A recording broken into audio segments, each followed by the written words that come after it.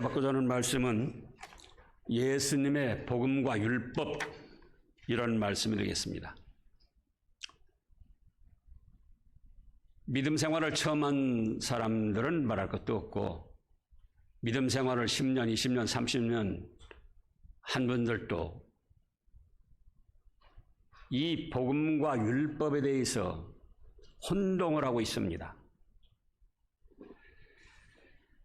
그래서 그동안도 듣고 배웠지만 다시금 확실히 하기 위해서 하나님의 감동으로 이 말씀을 증거하게 된 것입니다. 자, 사람은 무엇입니까? 어떤 존재입니까? 물론 여러 가지로 말할 수 있지만 지금 그걸 논하는 시간이 아니기 때문에 성경적으로 한마디로 말씀하면은 모든 사람은 죄인입니다. 조상들로부터 물려받은 원죄가 있고, 어머니 뱃속에서부터 어머니를 괴롭힌 죄가 있고, 태어나서 죽을 때까지 저지르는 온갖 죄악이 있는데 의인은 없나니 하나도 없다. 그래서 모두가 다 죄인인 것입니다. 그럼 죄인은 어떻게 되는가? 죄인은 죄값의 형벌을 받게 되는 겁니다. 이 세상에서도 죄가 드러났을 때는 형벌을 받듯이 죄 싹슨 사망이요 펄펄 타오르는 지옥 불바다에 던져지는 겁니다. 그러면 예수님은 누구십니까? 사람은 죄인이요 죄값으로 인해서 펄펄 타오르는 지옥 불바다 형벌을 받아야 되는데 예수님은 누구시냐 그거예요. 베드로가 사도를 통해서 증거하신 대로 주는 그리스도시요 살아계신 하나님의 아들이십니다. 다른 말로 표현하면 우리를 구원한 주님이십니다. 아들을 낳으니 그 이름을 예수라 하라. 이는 그가 자기 백성을 저희 죄에서 구원할 분이시다. 우리가 너무나도 잘 알고 있죠. 그러면 또 구원이란 무엇이냐? 그겁니다. 지금 수를 셀 수 없을 정도로 구원에 대해서 말씀을 증거했습니다. 그런데도 우리가 확실히 기억하지 못하고 있어요. 그러나 무엇보다도 중요하기 때문에 확실히 기억을 해야 됩니다. 구원이란 무엇이냐? 무엇이라고 그랬습니까? 모든 죄를 용서받는 겁니다. 조상들로부터 물려받은 원죄를 비롯해서 어머니 뱃속에서부터 잘못한 것에서부터 죽을 때까지, 죽는 순간까지 알게 모르게 짓는 모든 죄를 깨끗하게 용서받는 거예요. 그 다음에는요, 죄를 용서받으니까 하나님의 형상대로 창조된 영혼이 살아나는 겁니다. 죄값으로 영혼이 죽었었는데 죄를 용서받고 보니까 죄값으로 죽었던 영혼이 다시 살아나는 겁니다. 그것을 거듭났다, 중생했다 이렇게도 표현합니다. 그 다음에는 어떻게 되는가? 이제 마귀 종노릇하는 자리에서 하나님의 자녀가 돼서 하나님을 아버지 믿고 의지하고 섬기는 하나님의 자녀가 됩니다. 그 다음에는 어떻게 됩니까? 이제 언제 어떤 모습으로 살다 죽어도 천국에 들어가서 영생 복락을 누리는 이 네 가지 사실이 구원이라 그럽니다. 이걸 잊어버리면 안 돼요. 왜냐? 지금도 많은 이단들이 미혹을 하고 있고 또 앞으로 더 미혹을 할 겁니다. 우리 자신도 어떤 일들을 당했을 때 이 구원에 대해서 흔들리게 돼요. 연약한 자리에 빠지거나 실패하거나 또는 교만하거나 너무 잘 됐을 때 이 구원에 대해서 잃어버리고 자기가 잘난 척하고 또는 자기는 너무 못나서 아무것도 할 수 없다 그런 열등감에 빠져서 또 자살까지도 하고 그래서 이 구원을 확실하게 기억을 하고 살아야 됩니다. 어떤 형편에서든지 그래, 나의 모든 죄는 깨끗이 용서받았어. 나의 죽었던 영혼은 살아나서 하나님을 아버지로 섬기고 나는 하나님의 자녀야. 그렇기 때문에 이 세상에서 어떤 일을 당해도, 어떤 일을 당하다 죽어도, 어떤 비참한 가운데 생을 마감한다 할지라도 나는 하나님 아버지가 계시는 천국에 가서 복락을 누린다. 이 사실을 잊어버리면 안 됩니다.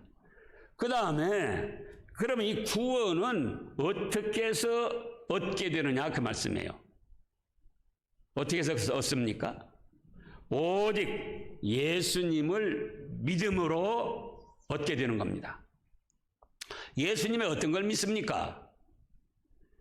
예수님께서 십자가에 못 박혀 죽으신 것이 나의 억만가지 죄값을 다 짊어지고 내 죄값을 해결하시기 위해서 죽으신 것입니다. 그걸 믿는 거예요. 예수님을 믿는 동안의 지은 죄값만 해결해 주시는 것이 아니고 조상들로부터 물려받은 원죄, 모태에서 나도 모르게 저지른 부지중에 저지른 죄악들, 죽을 때까지 안타깝게도 노년에 치매가 걸릴 수도 있습니다. 그래서 정신이 온전치 못해가지고 엉뚱한 소리 하면서 사람을 괴롭히기도 하고 또 못된 소리를 하는데 그런 죄까지도 다 한꺼번에 용서해 주신 거예요. 우리 예수님이 십자가에 못 박혀 죽으실 때 너희들 믿음 좋은 때의 죄값만 내가 짊어지고 죽는다. 아니에요. 전지전능하신 삼위일체 하나님이시기 때문에 우리가 태어나기 전부터 죽을 때까지 모든 과정을 다 아시면서 그런 모든 죄값을 지고 단번에 십자가에서 죽으신 겁니다. 그걸 믿는 겁니다. 그 다음에 또 한 가지는 예수님이 죽은 다음에 3일 만에 죽음을 이기고 부활하셨는데 그 부활은 예수님이 나 잘났다 하고 자기 자신을 나타내려고 오신 것이 아니고 나는 부활이요 생명이 있고 나를 믿는 자는 죽어도 살겠고 무릇 살아서 나를 믿는 자는 영원히 죽지 아니할 것이다. 이 말씀을 믿고 이대로 되는 거예요. 그래서 예수님의 부활은 곧 나의 부활이다. 그래서 나는 죽어도 지옥 형벌 당하지 않고 천국에서 영원한 복락을 누린다. 이 두 가지 사실, 이것을 복음의 핵심이라고 하고 이것을 믿는 겁니다. 다른 거 아무리 철저하게 믿어봤자, 다른 성경 말씀 아무리 믿어봤자 이 두 가지 사실을 믿지 않으면 그 사람에게는 구원이 없고 또 믿음의 효과가 전혀 없이 됩니다. 이 세상에서 잘 살라고 그런다. 그러면 믿을 필요 없어요. 이 세상에서 지상낙원 이뤄서 잘 산다고 한다면은 과학을 발달시키고 다른 종교를 믿어도 얼마든지 어느 정도 위안을 받고 잘 살 수가 있습니다. 불교 믿는 사람, 마호메트 믿는 사람, 미신 믿는 사람, 그 사람들 보라고요. 그럼 무엇 때문인가? 이 두 가지 사실 무엇 때문이라고요? 예수님이 내 죄값 때문에 죽으셨다. 그래서 나는 죄를 용서받았다. 또 나는 죽어도 다시 사는 부활생명, 천국생명을 얻었다. 그래서 예수님을 믿는 이것이 구원의 축복을 가져다 주는 것입니다. 그래서 이렇게 한번 믿음으로 구원을 받으면은 우리는 변한다 할지라도 성삼위 하나님은 변함이 없으시기 때문에 절대로 그 효력이 변하지 않고 영원 무궁토록 계속됩니다. 죄 용서 받은 것 영원토록, 또 죽었던 영혼 살아난 것 영원토록, 하나님의 자녀가 된 것 영원토록, 천국 복락을 누리는 것 영원토록. 우리는 이랬다 저랬다 변하고 코로나19 때문에도 이랬다 저랬다 저랬다 이랬다 마음이 변하지만은 하나님은 그런 연약한 우리들까지 다 아시면서 예수님의 십자가 보혈을 통해서 용서해 주시고 하나님의 자녀로 삼으신 거예요. 그래서 이렇게 한번 예수님을 믿어서 구원을 받으면은 변합니까? 변하지 않습니까? 안 변합니다. 설사 지금부터 죽을 때까지 교회를 안 다녀도 예수님의 두 가지 사실을 믿었다면 구원은 변하지 않아요. 또 세상에 빠져서 알게 모르게 죄를 짓고 돌아다니고 성경 말씀을 죽을 때까지 한 번도 보지 않았어도, 듣지 않았어도 예수님이 내 죄값 때문에 죽으셨다, 또 3일 만에 살아나셔서 부활의 생명을 주셨다, 이것만 철저히 믿으면은 그 사람은 죽어도 지옥 형벌 받지 않고 천국 복락을 누리게 됩니다. 그렇다면 무엇 때문에 우리가 계명과 율법을 지키고 성경 말씀을 배우고 익혀서 지켜나가야 되느냐? 그 말씀입니다. 이것이 중요한 거예요. 첫째로 하나님께서 구원해 주신 은혜에 감사해서 계명을 지키고 말씀을 지키고 율법을 지키고 우리가 믿음의 길을 걸어가는 겁니다. 죄를 용서받고 천국 가려고 해서 계명을 지키고 율법을 지키는 게 아니고 이미 죄 용서해 주시고 하나님 자녀 삼아 주시고 죽었던 영혼 살려서 천국 백성으로 삼아 주셨으니까 그 은혜가 얼마나 고맙고 감사합니까? 우리가 죄가 있어가지고 예를 들어서 50년 감옥형을 받았다. 기가 막힐 일이죠. 50년 감옥형. 그런데 우리가 죄값으로 당하는 형벌은 50년 감옥형이 아니고 영원한 지옥 형벌입니다. 요즘에는 감옥도 좋아졌습니다. 감옥에 갇혀 있을 뿐이지 사람이 생활하는데 그렇게 불편하지 않아요.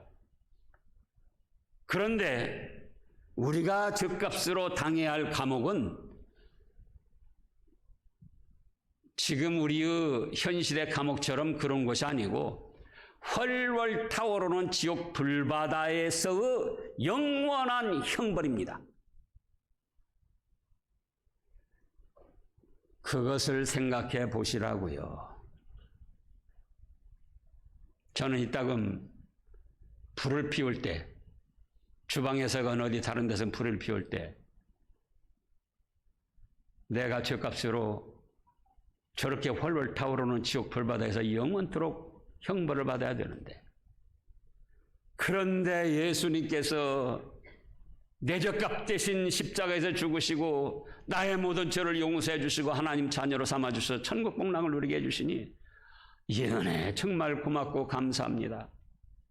이따금씩 구원의 은혜에 감사를 드립니다. 여러분들도 마찬가지예요.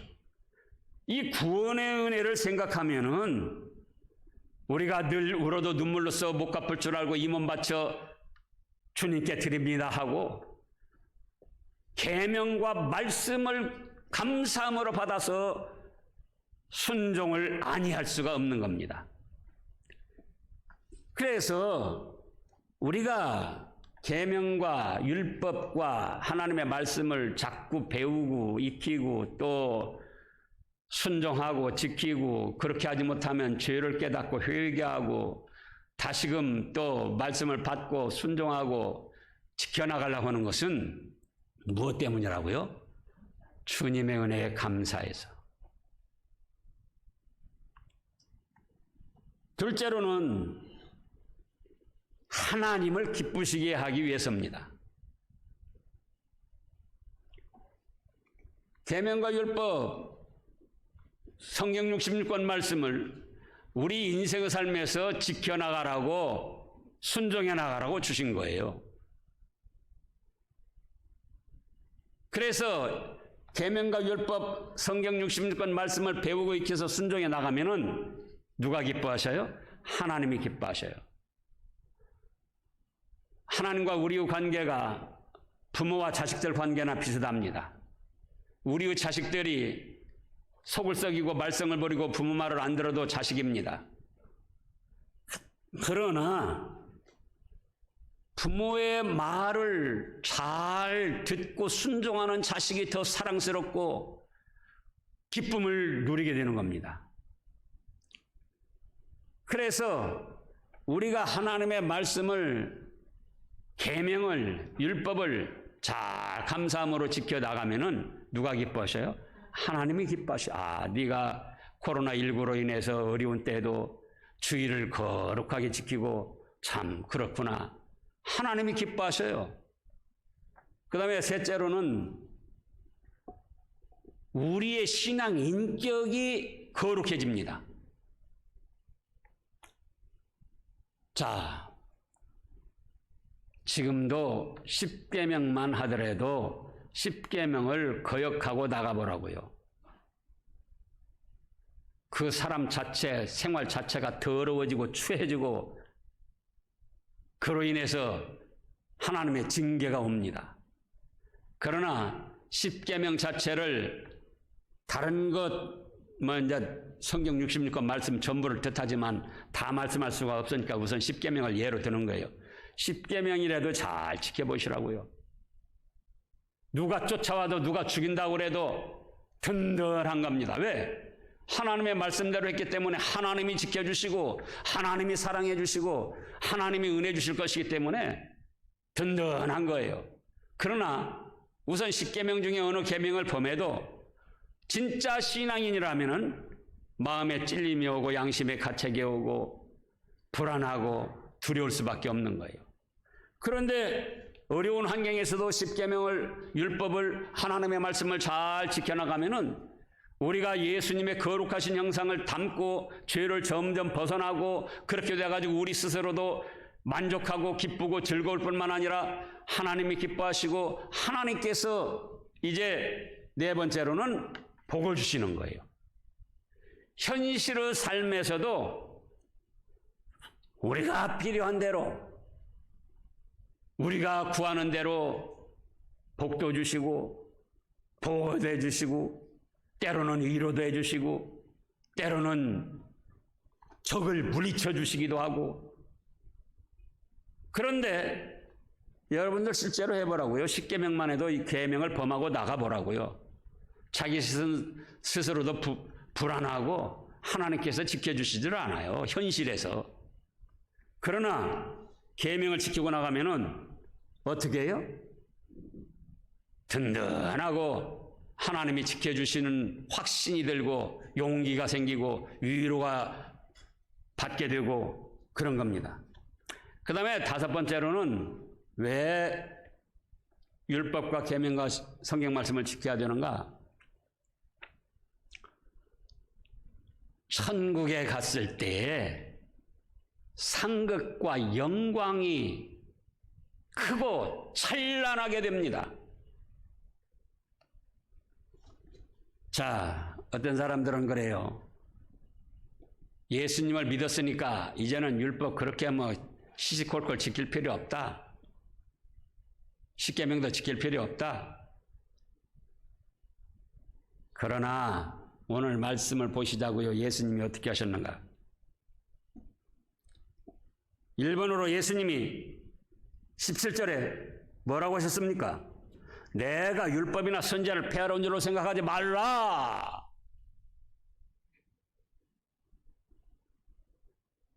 예수님께서 우리 죄값을 위해 십자가에 죽으시고 3일 만에 살아나셔서 믿음 가운데 모든 죄를 용서해 주시고 죽었던 영혼 살려주시고 하나님의 자녀로 삼아서 천국 복락을 누리게 하셨지만 그럼에도 불구하고 내가 율법이나 선지자를 폐하러 온 줄로 생각하지 말라는 거예요. 그런데 오늘날도 이제 예수님 믿었으니까 죄사함 받았으니까 율법 안 지켜도 된다. 그런 작자들이 있는데 그것을 이름하여 그들의 무리 중에 대표적인 작자들이 구원파입니다. 구원파. 7, 8년 전에 유봉헌이 얼마나 떠들썩했습니까? 지금도 세모 유람선하고 그거 유봉헌 일파 거기서 또 나눠진 파들 계속 있어요.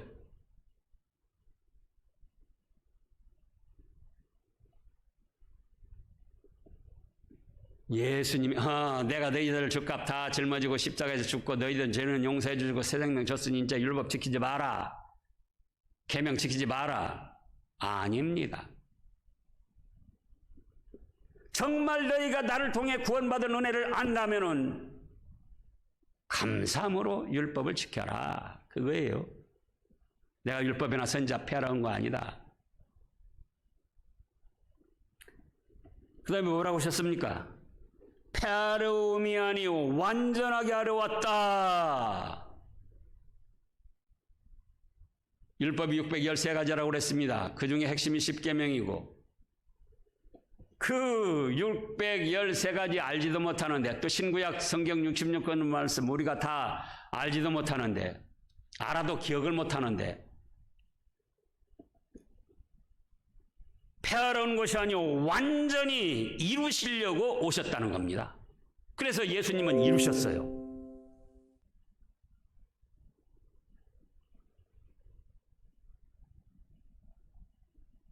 근데 이제 또 어떤 자들이 있는가? 율법을 지켜야 죄도 용서받고 천국 간다. 그런 자들이 있습니다. 바리새인들처럼 예수님만 믿어가지고는 좀 부족하다. 할례를 받아야 된다. 침례를 받아야 된다. 방언을 해야 된다. 환상을 봐야 된다. 성모 마리아를 믿어야 된다. 하나님 어머니를 알아야 된다. 머리에 두건을 써야 된다. 별별 소리를 다 합니다. 그거는 다 다른 복음이고 그거를 바로 율법주의자라 그런 겁니다. 율법을 지켜야 죄를 용서받고 천국 간다. 그런 작자들을 뭐라고 한다고요? 율법주의자들. 아 이제 예수님 믿었으니까 율법 지킬 필요 없다. 그런 작자들은 뭐라고요? 폐법주의자들. 법을 폐하고 나가는 이단들이라 그거예요. 예수님을 믿어만 가지고는 죄 용서 못 받고 천국도 못 가니까 주의를 기억하여 철저히 지켜야 된다. 침례를 받아야 된다. 세례를 받아야 된다. 헌금을 많이 해야 된다. 속죄표를 사야 된다. 그렇다면 그거는 율법을 지켜야 구원받는다는 뜻으로 그것을 뭐라고 한다고요? 율법주의자들. 그들도 역시 멸망받을 이단들입니다. 그러면 참 복음은 뭐냐?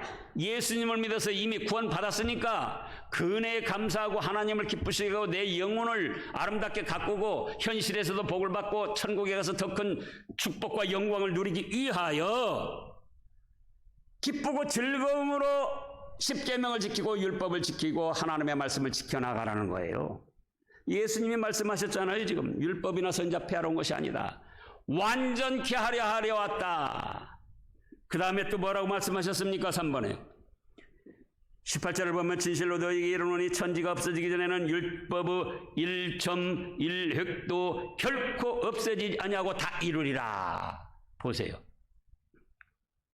저는 이따금씩 그런 생각이 들어요. 믿음의 생활을 10년, 20년, 30년, 40년 하신 분들이 이렇게 정확한 말씀들을 도대체 읽은 것인지 안 읽은 것인지 본 것인지 안 본 것인지 율법의 1.1획 얼마나 사소한 겁니까? 그럼에도 불구하고 예수님을 믿어서 구원받은 성도를 할지라도 율법의 1.1획이라도 다 지키고 이루어야 된다는 거예요. 지옥 갈까봐 그런 것이 아니고 정말 구원의 은혜를 아느냐? 그러면 감사함으로 하나님을 기쁘시기 위해서 네 영혼이 잘 되기 위해서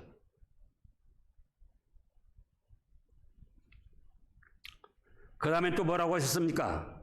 19절에 그러므로 누구든지 이 계명 중에 지극히 작은 것 하나라도 버리고 또 그같이 사람을 가르치는 자는 뭐라 하셨습니까? 그 다음에 천국에서 지극히 작다 일컬음을 받을 것이요. 보세요.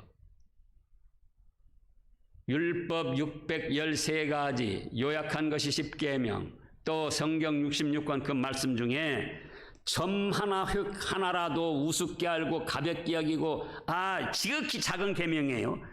그냥 작은 계명인데 그래도 작은 계명인데 지극히 작은 계명 점 하나 획 하나라도 이건 시대적으로 볼 때 지금 세상이 안 맞아. 그래서 가볍게 여기고 지키지 않고 또 안 지켜도 된다고 가르친다면은 예수님을 믿어서 구원받았기 때문에 천국 가기는 갑니다. 그런데 뭐가 돼요? 지극히 작은 자.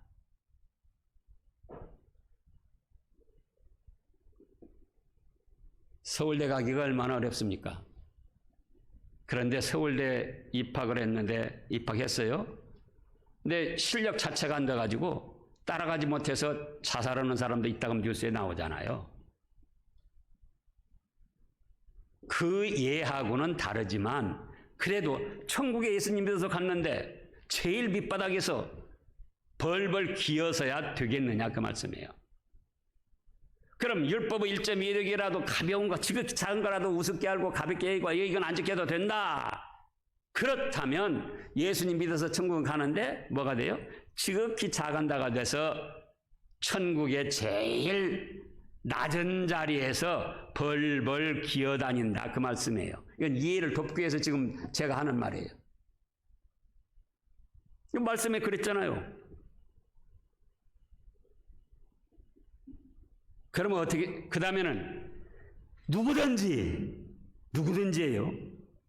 누구든지 이를 행하며 가르치는 자는 천국에서 크다 일컬음을 받으리라. 보세요. 제가 이따금 그러잖아요. 믿는다고 그래서 다 같은 게 아니다. 그 믿음의 정도에 따라서 하나님이 주시는 사랑과 축복이 천차만별로 갈라지는 거예요.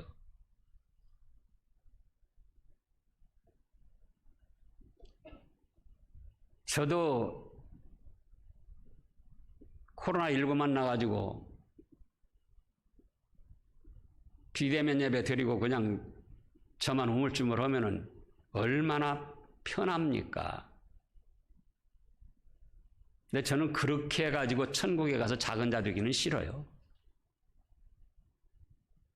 또한 여러분들도 저와 함께 신앙생활하면서 천국에 가서 작은 자가 돼가지고 밑바닥에서 벌벌 기는 그런 모습을 저는 상상하기 싫습니다. 믿음으로 이겨내서 사는 동안도 하나님의 사랑과 은총을 받고 언젠가 천국에 갔을 때 잘했다 착하고 충성된 종들아 그러면서 크고 영광스러운 자리에 놓이기를 바라는 것입니다. 그렇다고 할 때에 어떤 계명부터 우리가 잘 지켜야 되겠는가 그거예요. 대부분의 신학자들이 4계명을 말씀합니다. 뭐죠? 안식일 주일을 기억하여 거룩히 지켜라. 대부분의 신학자들이 4계명을 말하는 거예요. 왜? 주일에 하나님의 교회에 안 온다는 것은 기억하지 못하고 지키지 않는다는 것은 이미 다른 무엇인가 팔려가지고 그쪽에 가 있다는 거예요. 그러니까 하나님의 다른 신을 벌써 섬기고 있다는 거예요. 그게 신이 아니라 할지라도. 하나님보다 더 지배를 받고 하나님보다 더 높이 여겨서 그 말을 따라가는 거죠. 그래서 계명 중에 제일 크고 좋은 계명이 뭐냐? 4계명, 안식일을 기억하여 거룩히 지키는 계명입니다. 이 주일을 기억하여 거룩히 지키는 계명은 모세를 통해서 주시기 전에 창세기 1장, 2장에 보면은 이미 우리 인간에게 주신 축복의 날들이에요. 창세기 1장, 2장 보시라고요. 모세를 통해서 계명을 주셨는데 그 계명 주시기 전에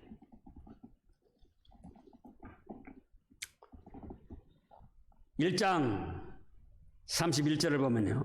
하나님이 지으신 모든 것을 보시니 보시기에 심히 좋았더라. 저녁이 되고 아침이 되니 이는 여섯째 날이니라. 2장 1절입니다.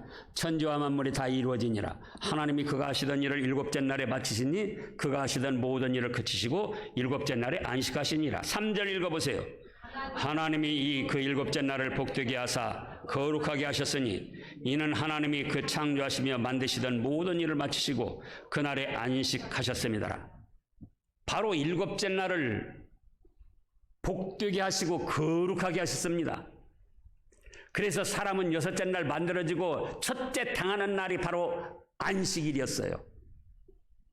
그건 무슨 뜻입니까? 사람은 복되고 거룩하게 살려면은 주님 앞에 안식일부터 거룩하게 지켜라. 그런 말씀입니다. 오늘날로 말하면 주일을 거룩하게 지켜라. 그러면 주일을 거룩하게 지키는데 어디서 거룩하게 지키는가? 하나님의 교회, 하나님의 집, 살아계신 하나님의 교회에 모여서 함께 예배드림으로 거룩하게 지키는 것입니다. 자, 구약의 열왕기상 8장을 보겠습니다. 열왕기상 8장을 보면 우리가 잘 아는 대로 솔로몬이 하나님의 성전을 건축하고 봉헌하면서 하나님 앞에 기도할 때의 내용들이 나와 있습니다. 열왕기상 8장 구약 525쪽쯤에 있는데요. 27절부터 보면은 이제 성전을 건축해 가지고 봉헌하면서 솔로몬이 기도하는 거예요.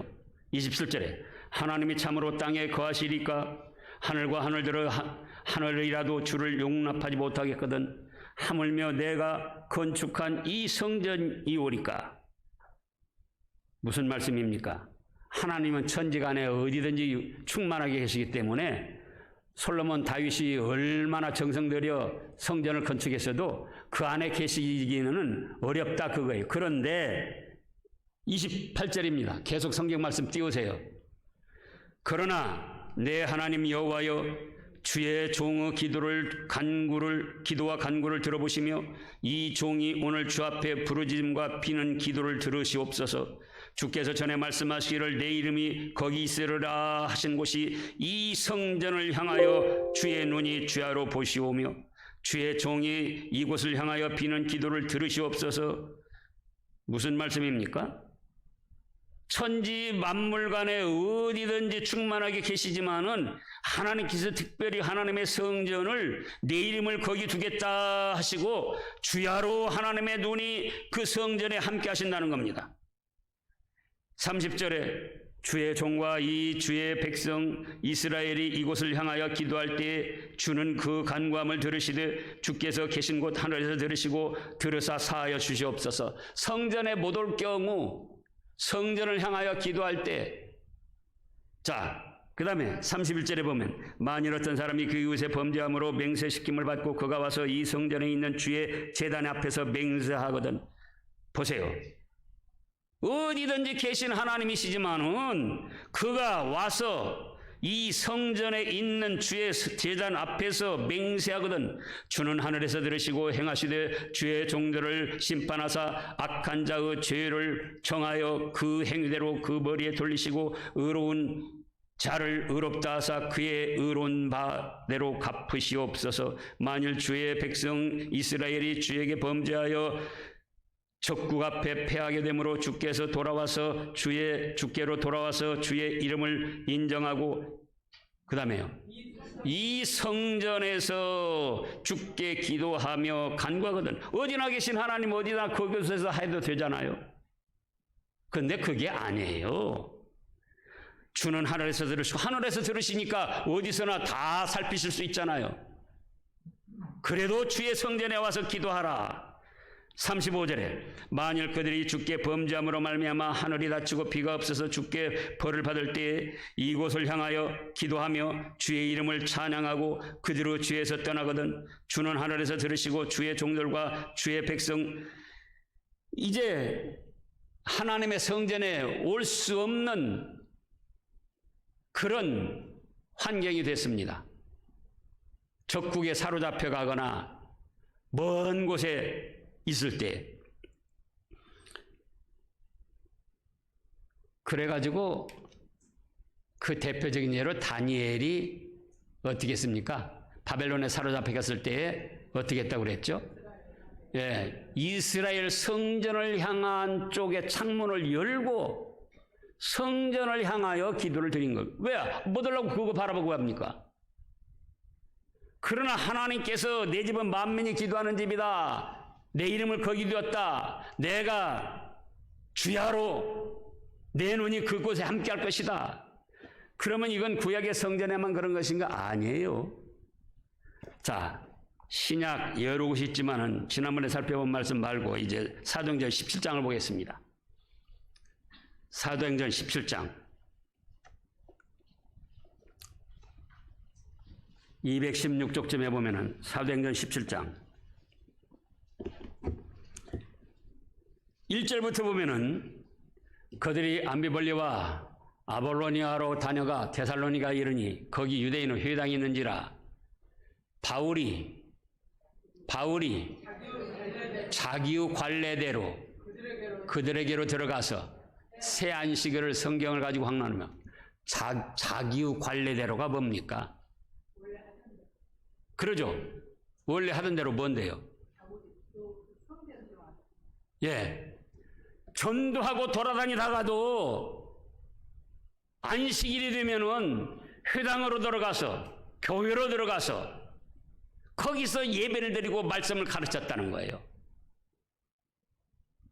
해요. 사도 바울 같이 성령님이 충만하게 역사하시는 사도가 아무 데서나 그렇게 하면 안 됩니까? 어디서나 계신 하나님이신데 관례대로 그전에도 안식일이 되면 다른 일 하다가도 회당, 교회에 들어가서 그렇게 했다는 거예요. 예배를 드리고 말씀을 가르치고. 그래서 계명 중에 제일 큰 계명이 안식일 계명인데 구약에도 그렇고 신약에도 그렇고 안식일을 그럼 어떻게 해서 거룩하게 지키느냐? 어떻게 해서 거룩하게 지킨다요? 하나님의 전에 함께 모여서 공동체로 하나님께 찬양과 경배를 드리며 하나님의 말씀을 받아서 그 말씀에 잘못된 건 회개하고 용서를 받고 그 말씀에 요구하시는 것은 힘을 내어 이루어나가고 이것이 안식일을 기억하여 주일을 기억하여 거룩히 지키는 축복받을 신앙생활인 것입니다. 천국 가기 위해서 그런다고요? 죄용서 받기 위해서 그런다고요? 아니죠. 이미 믿음으로 말미암아 죄용서 받고 천국 복락 누린다 그겁니다. 다시 말씀합니다. 예수님을 바로 믿는다면은 여러분들이 세상 떠날 때까지 교회 안 나와도 괜찮아요. 그래도 천국은 가요. 우리는 변하지만 하나님은 변치 않으시기 때문에 창세전부터 택하시고 믿음 가운데 죄 용서하시고 하나님의 자녀로 삼아주셨기 때문에. 그러나 정말 구원의 은혜를 받은 성도라면은 자기가 괴로워서 견딜 수가 없어요.